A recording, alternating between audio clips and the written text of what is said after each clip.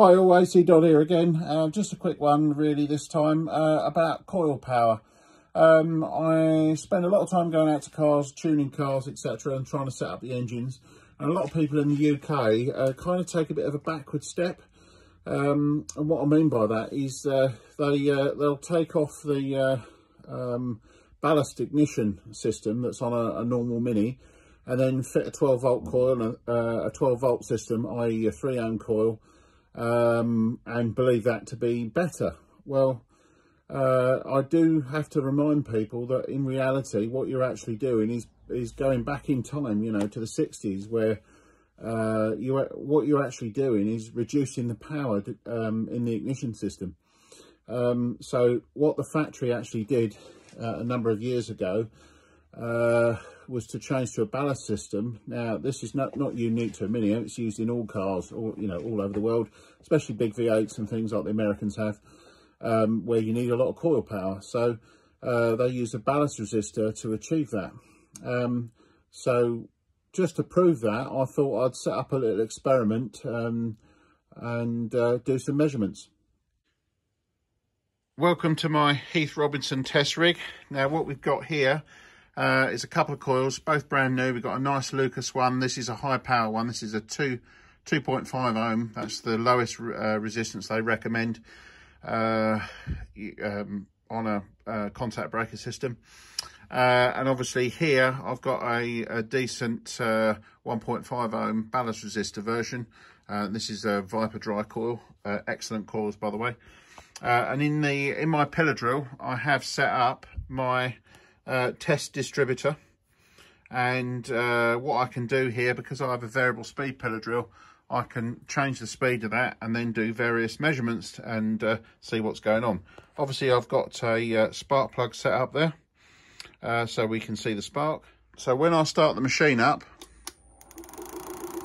I've got the ability to set whatever RPM I want. So that's roughly a simulated idle speed, and then I can see the spark being produced at the plug, and then obviously turn the knob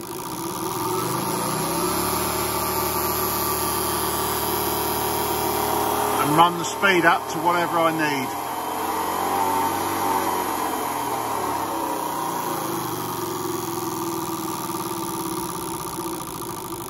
Now the result of all that, various battery, I've got battery and measuring equipment and great big ammeter and things like that. So the result of all that is I've been able to plot the power to show you what's going on.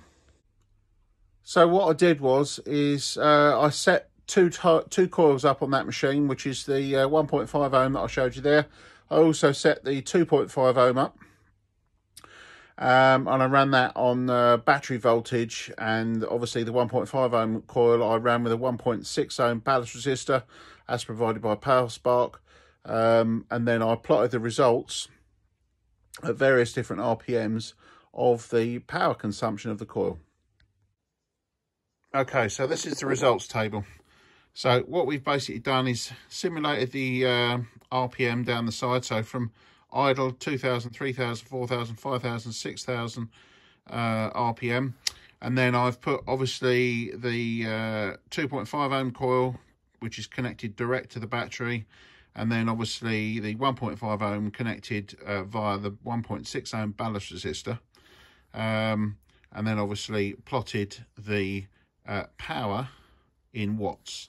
So as we can see, 2,000 RPM and idle, clearly the 12 volt gives you more power. And that's fine, but it's worth mentioning at this point, at that speed, the engine doesn't actually really need all that power.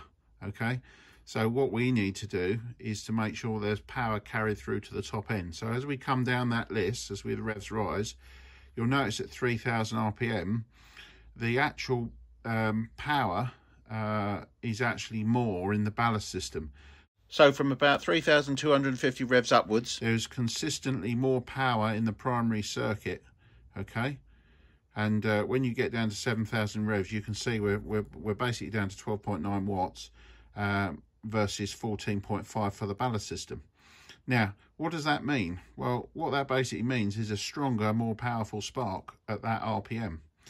So if you've got a car or an engine system and you're running, you know, this sort of power level, okay, up to 7,000 RPM, so maybe you're doing some track work, there's absolutely no point in fitting a 12-volt coil, 3 ohm or 2.5 ohm coil, because it's going to consistently produce more power in the ignition circuit by using the ballast resistor setup. Now the benefit with this is you also get the cold start. So when it's cold, you can short the ballast resistor out and put more power into the primary circuit for starting, which is gives you a really big spark. Now the added benefit here is, so let's say 6,000 revs. If we were to short out that ballast resistor, we would basically almost double the power. Okay, so you go from that 15.1 to 20, probably 29 watts, I think, is what I measured. So, you know, having a situation where if you're racing and you're needing to use points ignition, then I would consider maybe opening up the spark plug gaps and then having an arrangement on the throttle. So when you put your foot right down and open up to full power, only at full power it would short the ballast resistor out, and you'd almost double your the wattage in the coil system. Anyway, as I said, old school 12 volt. You know, if you're going to have a car and you want to run points ignition, then consider leaving that ballast resistor in there, and then obviously using that ballast resistor or shorting that ballast resistor out under full power to get yourself the biggest sparks possible. So how does that work then? Well, this is the ballast resistor, and it's basically very, very simple. There's nothing clever about this. This is just a normal wire wound resistor, and they run quite hot. But it basically works on the principle that as the revs in the engine rise, the coil charge time reduces, because there's less time when the points are closed to charge the coil. So what that net effect has is the current flowing in the circuit reduces as the revs rise. Now, if you know anything about Ohm's law, if you've got current flowing through a resistor, and this is the resistor in question, the lower the current goes, the less voltage that's dropped across the resistor. And as that's wired in series with the coil, what that basically means is, as the revs rise, the current drops, and therefore the voltage drops across this resistor reduces, and the net result is the voltage on the coil terminal, positive terminal, rises. So what that basically means is, as the current drops, the voltage rises, so thus maintaining or thereby almost maintaining a constant power, because power, as you know, is calculated from the voltage times the current.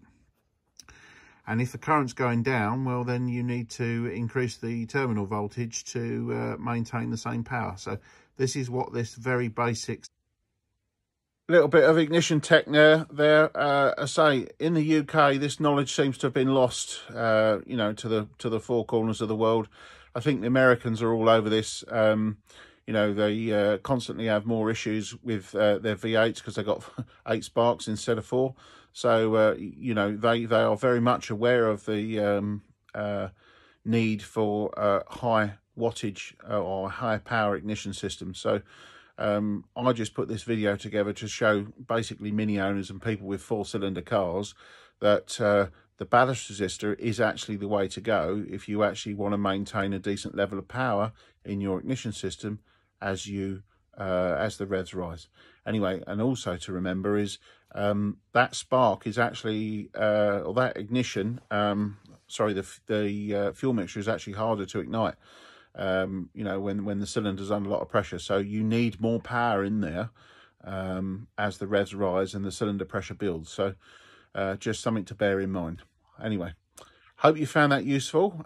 Just a quick whiz through, but a little bit of tech to help you on your way with making your cars run better.